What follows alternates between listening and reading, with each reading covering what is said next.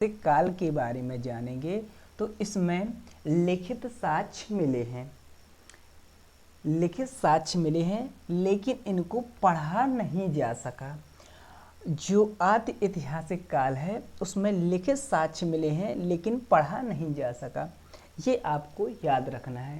ठीक है, अब दूसरा क्या है, यहाँ से एक क्वेश्चन आया कि आदि ऐतिहासिक काल में निम्न में से कौन आता है। तो एक ये आपका यूपीएससी 2016 में आया क्वेश्चन, यूपीएससी 2016 में।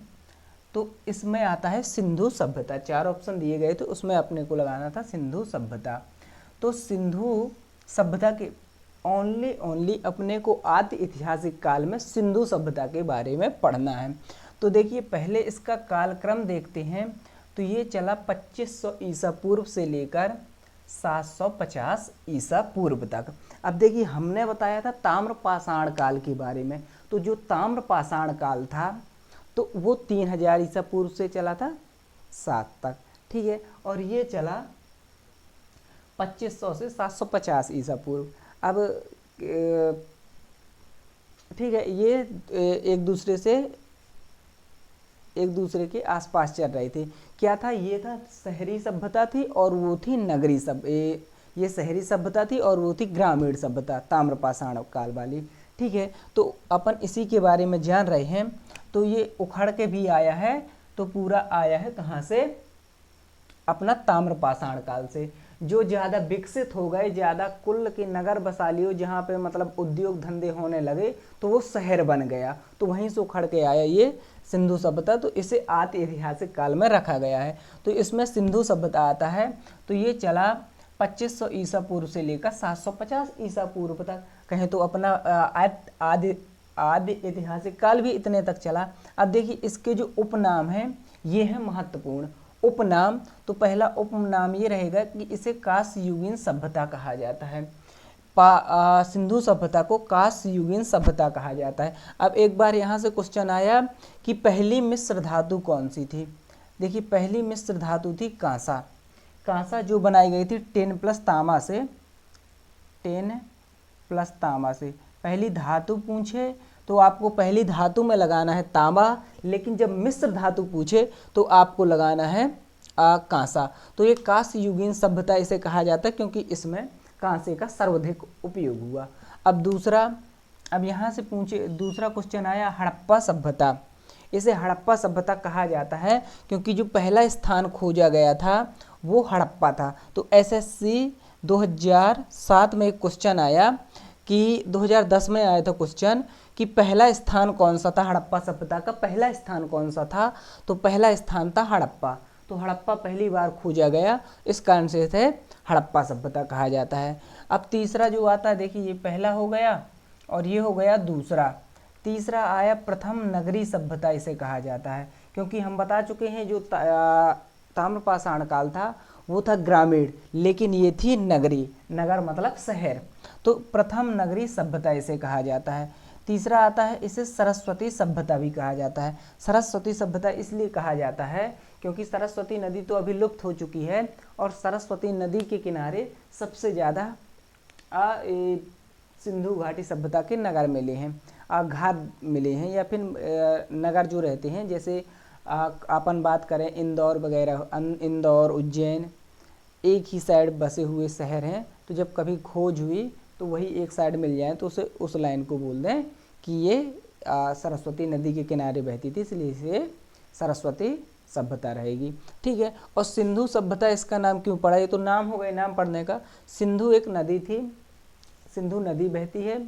ठीक है, और वहाँ पर सिंधु घाटी भी यहाँ पर, तो घाटी में लोग बसे रहते थे, तो उसके कारण आपने पढ़ा होगा कि हिंदू से सिंधु नाम पड़ा है ना।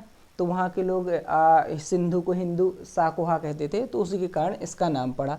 तो देखिए यहाँ से तो 2 क्वेश्चन आते हैं, 3 क्वेश्चन अपने यहाँ के बन सकते थे।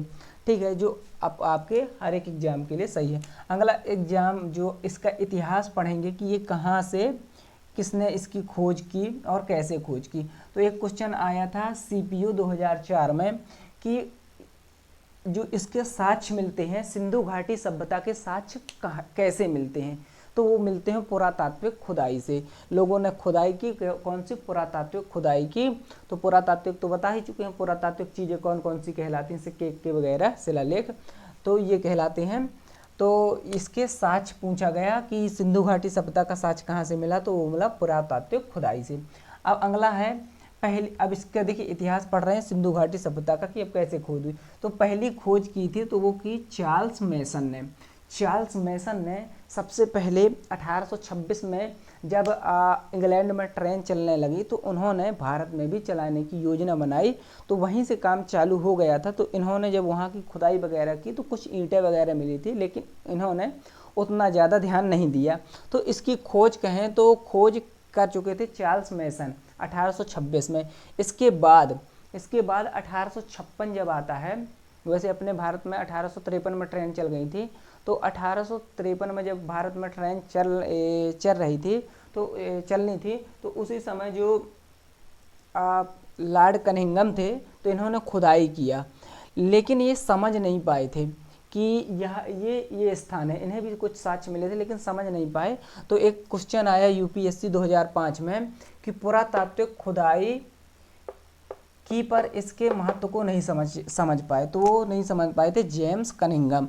तो आपको याद रखना है कि जेम्स कनिंघम थे, तो इन्होंने इसका सिर्फ सर्वेक्षण भर कराया था, बाकी इसकी खुदाई वगैरह नहीं करवाया, ना इसके महत्व को समझ ही नहीं पाए थे, इस कारण से नहीं करवाया। तो 1856 में ये इनको मिल चुके थे। ठीक है, अब इसके बाद आते हैं दयाराम साहनी। तो दयाराम साहनी थे, तो इन्होंने 1921 में दयाराम साहनी ने खुदाई की। 1921 में खुदाई की, किसकी की? हड़प्पा सभ्यता की। हड़प्पा स्थान होता है जो पाकिस्तान में है, तो उसकी खुदाई कराई। तो 1921 में कराई दयाराम साहनी ने। तो पहली खोज इनके द्वारा की गई, खुदाई कराई गई। ठीक है, अब नामकरण जो है, अब देखिए खुदाई हो गई, सब कुछ पता चल गया, तो उसका जो नामकरण किया तो इन्होंने, जॉन मार्शल ने इनका नामकरण किया और इसे हड़प्पा सभ्यता नाम दिया। ठीक है, तो जॉन मार्शल ने इसका नामकरण किया था, आपको ये ध्यान देना है। ठीक है, अब जो क्वेश्चन आता है, अब यहाँ से क्वेश्चन बनते हैं। ठीक है, एक तो यहाँ से क्वेश्चन था, बाकी तो आए नहीं। ठीक है, ये समाज, ये आ गया एसएससी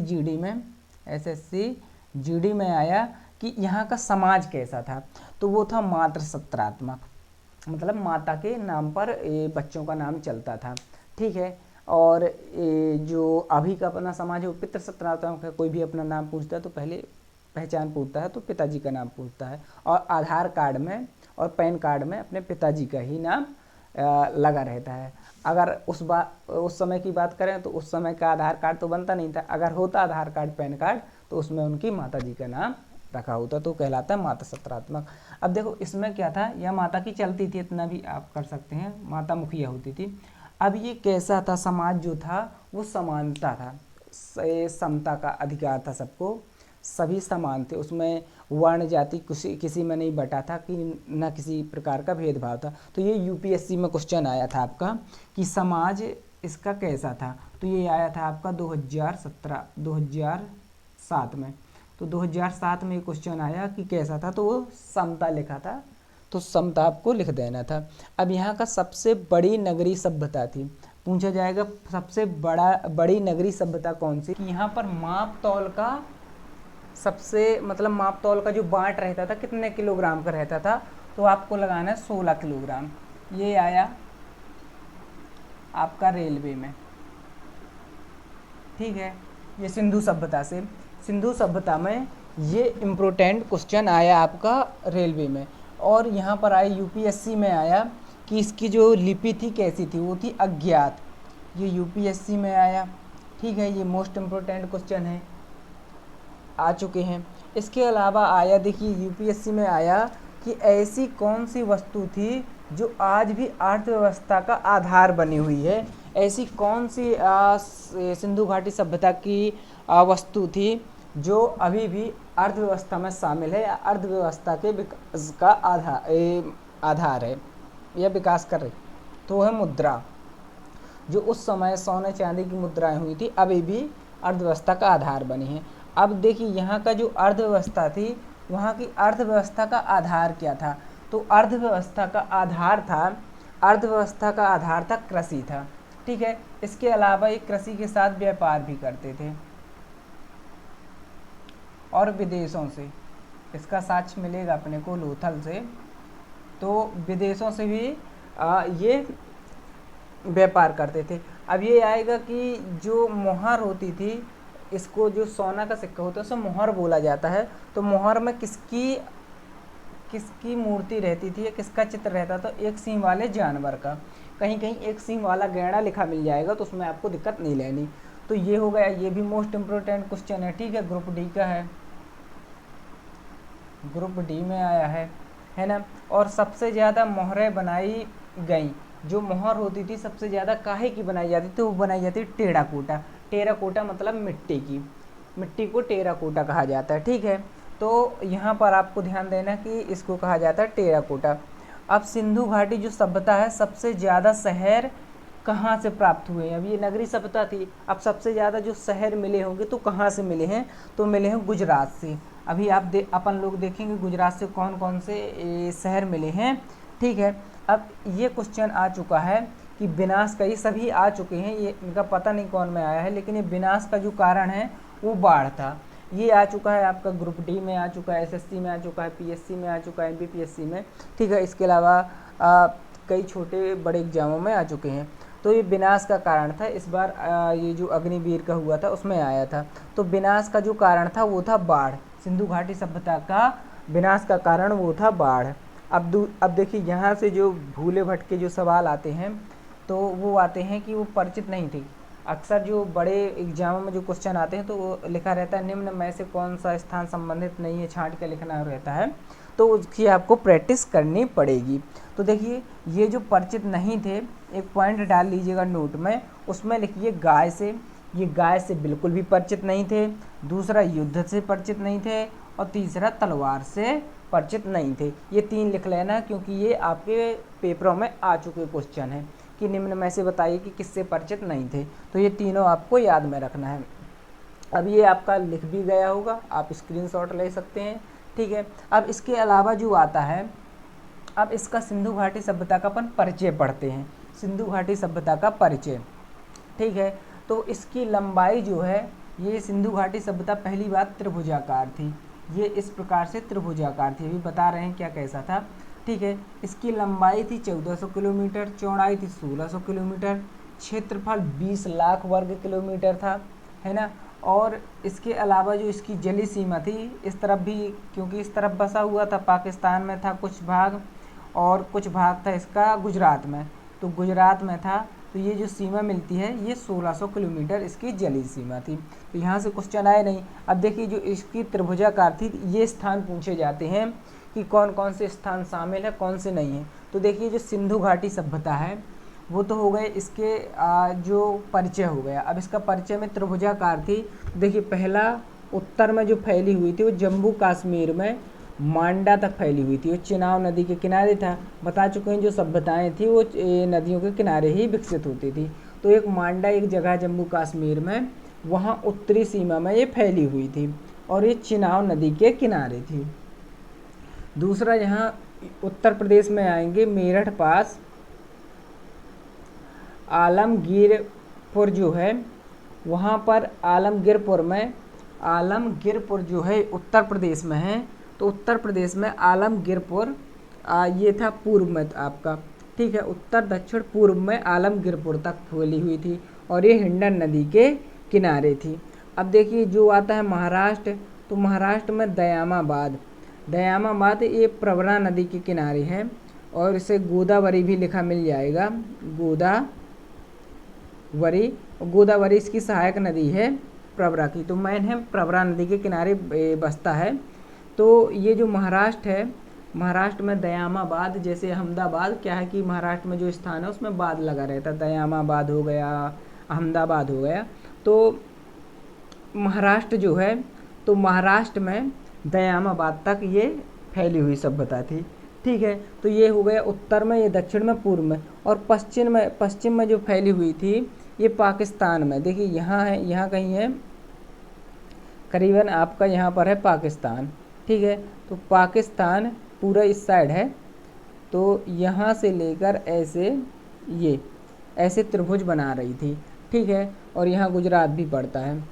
तो यहाँ से गुजरात से लेकर गुजरात में एक जगह है सूतकांगे डोर, यहाँ पर ये पश्चिमी क्षेत्र है और ये दास्क नदी के किनारे है, सूतकांगे डोर। तो ये पश्चिम में सूतकांगे डोर तक फैली हुई थी, दास्क नदी के किनारे। तो ये आपको ध्यान में रखना है कि उत्तर में मांडा में, और दक्षिण में आलमगीरपुर, और पूर्व में आलमगीरपुर, और दक्षिण में जो था दयामाबाद, और पश्चिम में सूतकांगे डोर तक ये सभ्यता फैली हुई थी, ठीक है। और ये था पाकिस्तान में। इसमें याद रखना है दास्क नदी के किनारे थे, इसमें प्रवरा नदी या गोदावरी नदी, और इसमें हिंडन नदी के किनारे, और ये चिनाब नदी के किनारे, ठीक है। ये बसे हुए क्षेत्र थे। अब यहाँ से क्वेश्चन आता है सूतकांगे डोर से, जब स्थान पढ़ेंगे देख लेंगे। सबसे पश्चिमी स्थान था, सबसे पश्चिमी स्थान कौन सा था, तो वो था सूतकांगे डोर, ठीक है। तो सूतकांगे डोर इसका जो पश्चिमी छोर था। तो ये होता है यहाँ से समाप्त। अब इसके अलावा एक यूपीएससी 2016 में क्वेश्चन आए, मिटा रहे हैं, ठीक है। यूपीएससी में एक क्वेश्चन आया कि जो इसके समकालीन सभ्यताएं थी तो कौन कौन सी थी। तो इसके समकालीन कुछ सभ्यताएं थी, वो थी, पहली थी ये ईरान में थी, ठीक है। ईरान में एक सभ्यता थी, उसका नाम था मेसोपोटामिया।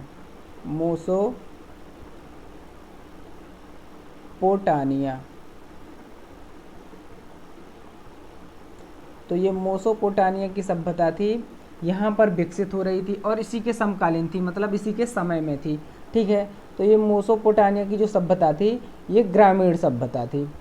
तो पूछेगा पहली ग्रामीण सभ्यता या, और ये विश्व की पहली सभ्यता थी, विश्व की पहली सभ्यता।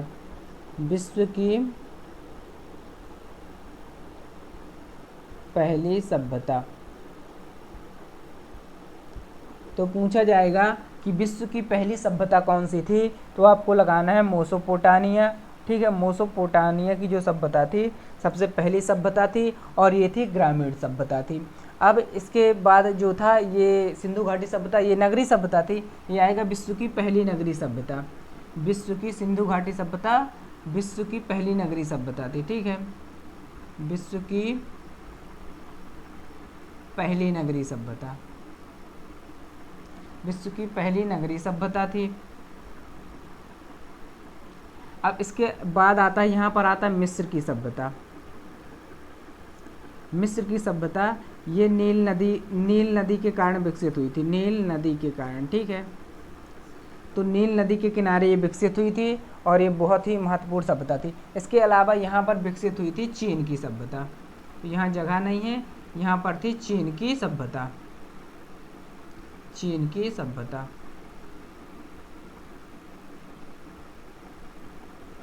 तो यहाँ पर थी चीन की सभ्यता और यहाँ पर थी मेसोपोटामिया की सभ्यता। तो यही आएगा कि निम्नलिखित में से एक आया क्वेश्चन, निम्नलिखित में से, यहाँ लिख देते हैं, निम्न में से कौन सी सभ्यता सिंधु घाटी सभ्यता के समकालीन नहीं थी। तो मिस्र की सभ्यता थी, मेसोपोटामिया की सभ्यता थी और चीन की सभ्यता थी। लेकिन जो ग्रीन की सभ्यता है, ग्रीन या ग्रीस लिखा आ जाएगा, ये इसके ग्रीन की सभ्यता जो थी वो इसके समकालीन नहीं थी। तो ऑप्शन में आया था यूपीएससी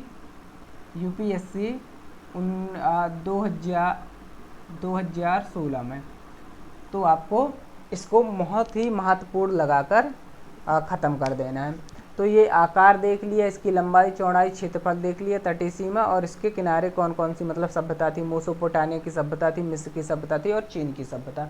तो इस प्रकार से अब जो इसके स्थल बचे जो गुजरात में हैं और अब आपके पाकिस्तान में हैं, महाराष्ट्र में है, उत्तर प्रदेश में है, पंजाब हरियाणा में है, तो इनको, और राजस्थान में एक क्षेत्र है तो उसको भी देख लेंगे, कालीबंगा वगैरह को, और मोहनजोदड़ो हड़प्पा, और अपना ये समाप्त हो जाएगा।